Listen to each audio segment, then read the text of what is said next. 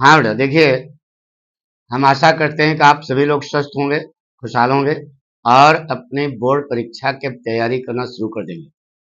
कारण ये बेटा कि जब आप बिल्कुल इम्तिहान नज़दीक आ जाता है, तब अगर आप तैयारी करोगे, तब आपके सामने प्रॉब्लम आएगी।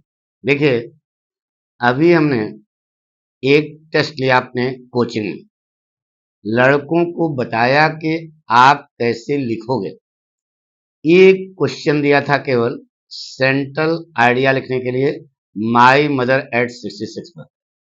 इसके लिए हम आपको दो लड़कों को कॉपी दिखाते हैं बेटा, बताने के बावजूद भी लड़के क्या गलती करते हैं, ये यहाँ पर आपको बताने बेटा। आइए समझते हैं। देखिए बेटा, विद्यार्थियों ने दोनों मैटर बराबर लिखे हैं। अब स्टाइल क्या है, पाठक स्टाइल है बेटा। देखो ये बिल्कुल सही लिखा है। Answer number 10 central idea. Answer number 10 को अंडरलाइन करना, सेंट्रल आइडिया को बड़े ब्रैकेट में, ये हमने बताया था, उसने किया। इसके बाद यहाँ पर the poem, the poet, poets लिखा, ये भी सही है, लेकिन द पोएट लिख दोगे तब भी सही है। अब गोरी पेन से मतलब नीले पेन से आपने पाठ का नाम लिखा, कवित्री का नाम लिखा, उसकी जन्म और मृत्यु लिखा। ठीक है। अब यहां पर क्या किया इन्होंने, देखिए द सेंट्रल आइडिया यहां से नहीं, ये जो माई मदर, ये जो यहां लिखा है ना, यहां से शुरू करना चाहिए था। इन्होंने पूरा सेंट्रल आइडिया लिखा और मेन पॉइंट को इन्होंने अंडरलाइन किया। The poet is afraid of separation from her mother, ये देखो अंडरलाइन किया, बिल्कुल जोरदार है बेटा, ये जरूर अंडरलाइन कर देना। फिर इन्होंने पूरा लिखने के बाद नीचे एक लगा, she keeps on smiling to encourage her mother, बिल्कुल सही अंडरलाइन किया बेटा, वेरी गुड, आपने बिल्कुल सही किया है। लेकिन अब इसमें लेकिन क्या है बेटा, देखिए इधर यहाँ पर जो वर्ड हैं इनकी गैपिंग जान लगता है कि जिसे जानबूझ करके गैपिंग की गई। देखो कितनी बड़ी गैपिंग है, अगर इतनी गैपिंग ना होती तो यह पूरा सेंट्रल आइडिया 9 लाइन से 10 लाइन के बीच में आ जाता है। आई बात सुन, तो इन्होंने गैपिंग लग रहा है कि जिसे पन्ना भरने के लिए इन्होंने ऐसा किया। देखिए बेटा, पन्ना भरने से आपको नंबर नहीं मिलेगा, यानी मैटर होना चाहिए, उस पर नंबर मिलेगा। मैटर इन्होंने बहुत सही सब लिखा है, लेकिन कमी यह है कि जो गैपिंग है इसको कम करें। ठीक है। अब उसके नीचे इन्होंने एक कोटेशन लिखा, देखो सिंगल इन्वर्टेड कॉमा में कहा था, लेकिन उन्होंने डबल इन्वर्टेड कॉमा कर दिया। अविवादन शीलस्य नित्यम वृद्धोप सेवना चत्वार वर्धन्ते आयुर्विद्या शुभलम, सही लिखा, बिल्कुल सही लिखा। अब इनको नंबर हम देंगे 4 में 4। कारण यह है कि सब कुछ सही है, केवल एक सुधार करना है कि जो शब्दों में जो गैपिंग ज्यादा कर दिया इसको थोड़ा कम करें। ठीक है, बात पक्की। अब इसी ढंग से दूसरा देखो लड़का लिखा है, सेम वही चीज, क्योंकि रट के आए हैं, हमने बता दिया था कि हम यही पाठ कल आपसे पूछेंगे, तो लड़के लिखे तो। अब देखिए इन्होंने क्या किया, यह भी बोर्ड की कॉपी है। इन्होंने पहली गलती ये की, देखिए हाशिया कितना लंबा कर दिया, इतना मोटा कर दिया, तो स्वाभाविक है कि आपको जगह कम मिलेगी। ठीक है, तो इतना चौड़ा हाशिया नहीं होना चाहिए था। पटरी जानते हो, पटरी, स्केल, स्केल की मोटाई के बराबर यहां लाइन खींचनी चाहिए थी।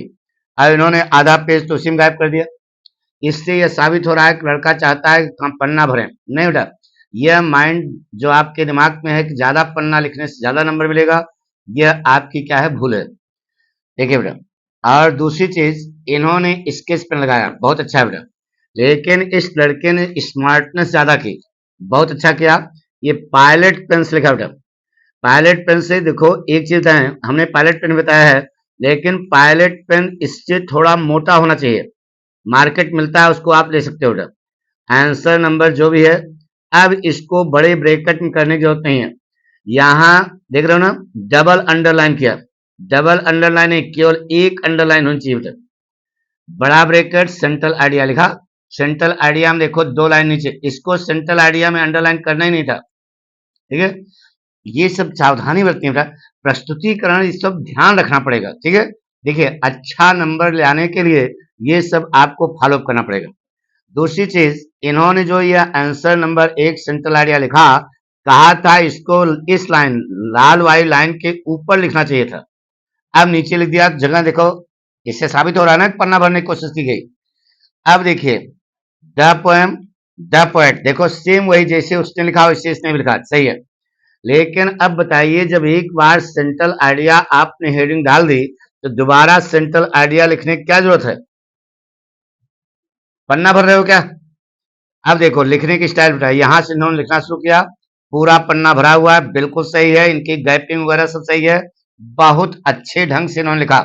लेकिन ये सब कमी जो है इसको दूर करना पड़ेगा, ठीक है। अब चूंकि यहाँ पन्ना जो है आपने आधा काट दिया तो स्वाभाविक है कि आपका क्वेश्चन लंबा हो जाएगा। अब दूसरे पेज पे आ गया, यह गलती ना करना बेटा। सेंट्रल आइडिया 9 लाइन से 10 लाइन के बीच में होनी चाहिए, और इन्होंने अब क्योंकि जगह जो है इनको बची नहीं, जगह इन्होंने यहाँ इसको नीचे कर दिया, इधर कॉपी पे आधी आधी कॉपी खा गए उसी में, तो आप जो है पन्ना आपको बदलना पड़ेगा। यहाँ पे आ गया, देख रहे हो ना, सी के साथ सेम वही लिखा है, अंडरलाइन इन्होंने नहीं किया, यही इनकी गलती बेटा। देखो यहाँ अंडरलाइन नहीं किया, और यहाँ पर भी the poet that the poem is that the poet is afraid of इस प्रिपरेशन फार्मर, सेम वही चीज लिखा बेटा। लेकिन इसको हमने कहा था ये अंडरलाइन करना बेटा, अंडरलाइन उन्होंने नहीं किया। जब तक आप अंडरलाइन नहीं करोगे तब तक एग्जामिनर ये थोड़े तुम्हारी महाभारत पढ़ेगा, वो जो अंडरलाइन करोगे उसको मेन पॉइंट तो देखेगा बेटा, ठीक है, पक्का। तो इस प्रकार से प्रस्तुतिकरण होना चाहिए कि कॉपी के एक पेज पर ही पूरा जवाब आ जाए। इन्होंने दूसरा पेज लगा दिया बेटा। अब इनका नंबर यहाँ हम काट रहे हैं, इनको 4 में 3.5 नंबर मिलेगा बेटा, क्योंकि इन्होंने थोड़ा कमी कर दिया। और ये दुनिया भर की नौटंकी करने की जरूरत नहीं है जो मार मार 4-4 5-5 लाइन खींचोगे, ऐसा नहीं, केवल एक लाइन खींचनी है बेटा बस, ठीक है। ये लाइन खींचने की कोई जरूरत नहीं है। थैंक यू बेटा।